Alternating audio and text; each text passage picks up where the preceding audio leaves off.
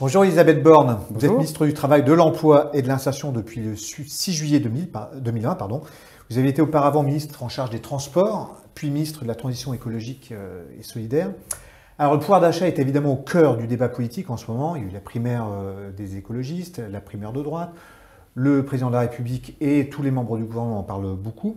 Ce matin, dans nos colonnes, Geoffroy Roux de Bézieux, président du MEDEF, déclare « Mieux vaudrait alléger les charges pour augmenter le salaire net ». Le chef de l'État avait évoqué lors de son allocution télévisée du 9 novembre le fait qu'il faudrait certainement moins taxer le travail pour financer notre modèle social. Qu'est-ce que ça veut dire exactement?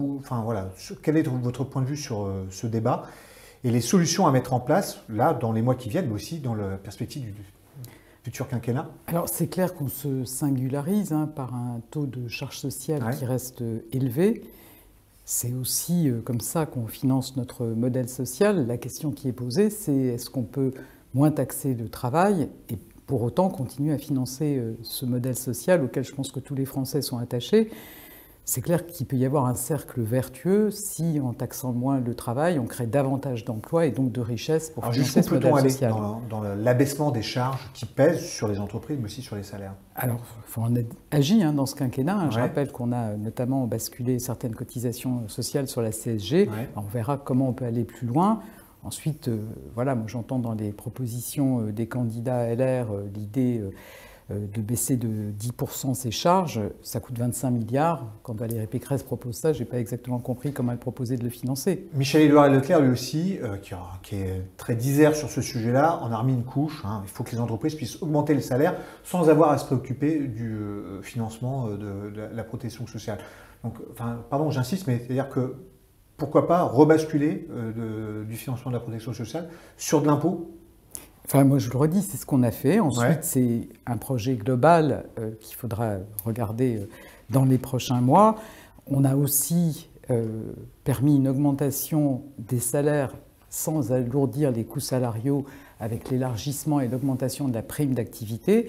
Donc, c'est des mesures sur lesquelles on a agi. Sans doute, il faudra aller plus loin. C'est ce que le président de la République a dit. Des résultats qui sont bons sur le chômage. Vous en parlez très régulièrement. Le chef de l'État, encore une fois, en a parlé le 9 novembre. On a des métiers, des secteurs qui sont sous tension, qui n'arrivent pas à recruter. Encore une fois, le chef de l'État en a parlé lorsqu'il a fait allusion notamment à ce qui va rentrer en vigueur le 1er décembre, la deuxième phase de cette réforme de l'assurance chômage qui va rentrer en vigueur le 1er décembre avec des contrôles accrus.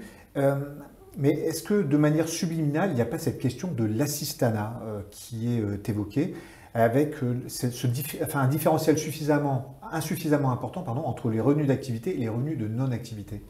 Alors c'est clair qu'on veut encourager le travail, c'est notamment le sens de la réforme de l'assurance chômage. C'est la boussole.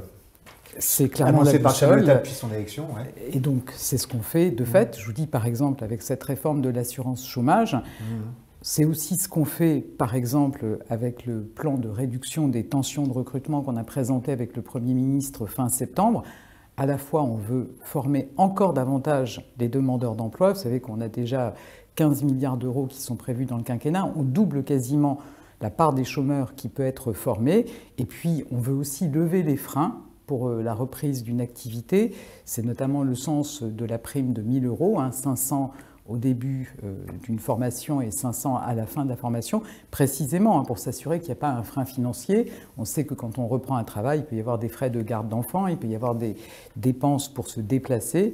Donc c'est effectivement le fil rouge de notre politique d'encourager le travail. Ce qui a fait beaucoup parler, évidemment, c'est le contrôle accru des chômeurs, des demandeurs d'emploi qui refuseraient une offre raisonnable d'emploi. Évidemment, la droite a applaudi, la gauche a fortement critiqué cette décision. Je crois que vous avez annoncé qu'il y aurait une augmentation de 25% des contrôles de Pôle emploi, c'est ça? Oui, je vous confirme. On a mis beaucoup d'argent sur la table pour former davantage les demandeurs d'emploi. On a renforcé l'accompagnement. Moi, j'ai demandé à Pôle emploi de recontacter tous les demandeurs d'emploi de longue durée d'ici la fin de l'année. Donc, on accompagne mieux les demandeurs d'emploi. On peut leur proposer des formations. C'est normal qu'on s'assure qu'il y a aussi, de leur part, une recherche active d'emploi. On va augmenter de 25% ces contrôles.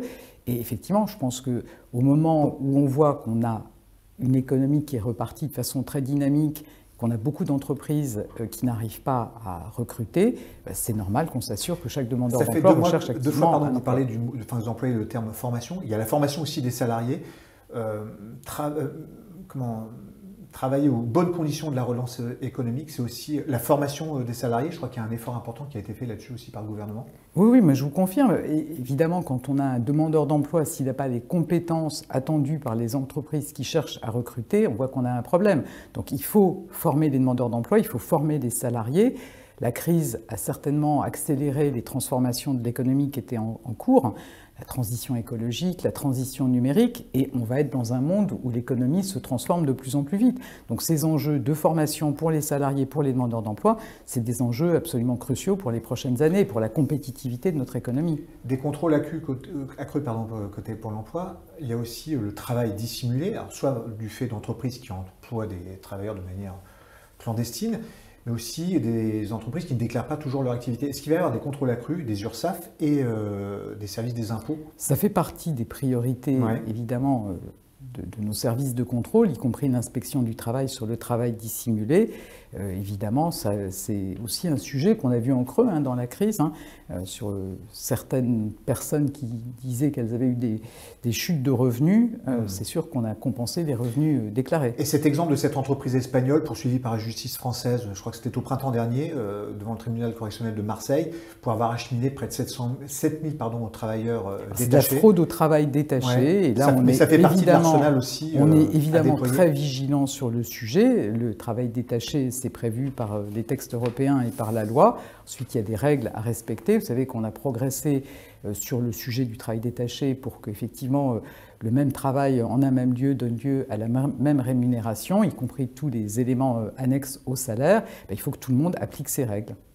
Alors, on a parlé de croissance économique, de relance. Évidemment, il y a le contexte sanitaire qui est toujours là. La France s'en sort plutôt bien par rapport à ses voisins en ce moment. Néanmoins, le chef de l'État, puis c'est le sens du message du gouvernement depuis quelques jours, quelques semaines, il ne faut pas relâcher les efforts. Il y a le dernier protocole sanitaire pour les entreprises, je crois, date de début septembre. Est-ce qu'il y a, à l'instar des décisions au jour le jour qui peuvent être prises pour l'école, un nouveau protocole sanitaire pour les entreprises est envisageable dans les jours ou les semaines qui viennent? On n'a pas prévu de modifier à ce stade le protocole, qui est un protocole exigeant. Je rappelle par exemple qu'en entreprise, on doit porter le masque dans tous les espaces de travail clos et partagés, qu'il faut respecter les gestes barrières. Je pense qu'il y a eu un certain relâchement ces derniers mois. Avec le port du masque. Notamment sur le port du masque. Il faut que chacun se remobilise. Ça fait partie, avec la vaccination et le pass sanitaire, des armes qu'on a pour lutter contre l'épidémie, pour pouvoir garder une activité économique normale malgré cette 5e vague. Donc moi, j'appelle chacun à se remobiliser. Et puis on va renforcer les contrôles de l'inspection du travail sur le respect de ce protocole sanitaire. La crise a changé notre manière de travailler. C'est ce que indique Geoffroy Roux de Bézieux ce matin. Alors, je ne dis pas qu'il enfonce une porte ouverte, mais tout le monde l'a bien vu depuis 18 mois. Mais ce qu'il redoute, c'est qu'il y a un nouvel effet 35 heures sur l'implication dans le travail. Lorsqu'on en parle notamment avec des institutions de prévoyance et des assureurs, il semblerait qu'il y ait une hausse de l'absentéisme, notamment fait nouveau, chez les cadres. Est-ce que ça vous inquiète? C'est clair que ça a bouleversé sans doute beaucoup de choses dans la vie des Français et sans doute aussi la relation au travail.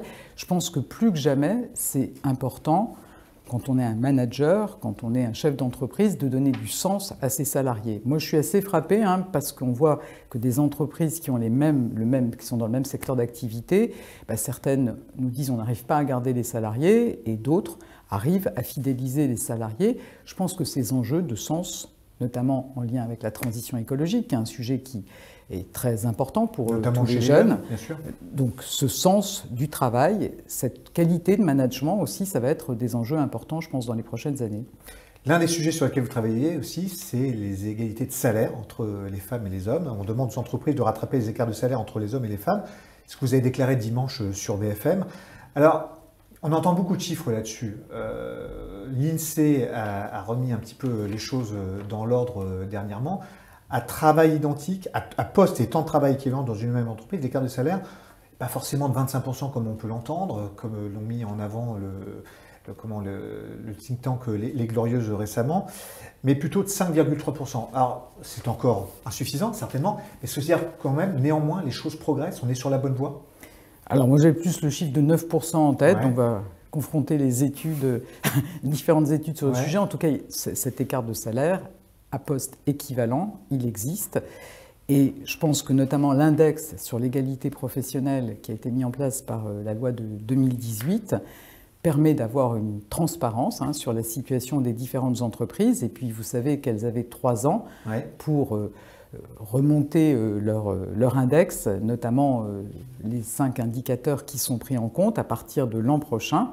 Si on a toujours une note inférieure à 75 sur 100, alors on s'expose à des sanctions qui peuvent aller jusqu'à 1% de la masse salariale. Donc je pense que c'est à la fois de la transparence et puis aussi une obligation de résultat. Ce qu'on voit, c'est que cet index, il progresse. D'abord, il y a plus d'entreprises qui déclarent leur index, ce qui est obligatoire, et puis que par ailleurs, les notes progressent. Donc ça veut dire qu'on avance aussi sur cette réduction des écarts salariaux. Mais ce sera ma dernière question. Vous parliez des jeunes sur l'environnement, l'écologie.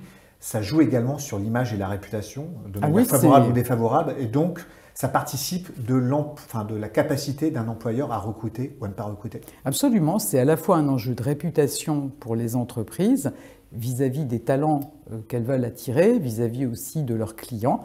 Et puis, il y a ensuite une obligation de résultat. Merci Elisabeth Borne. Merci.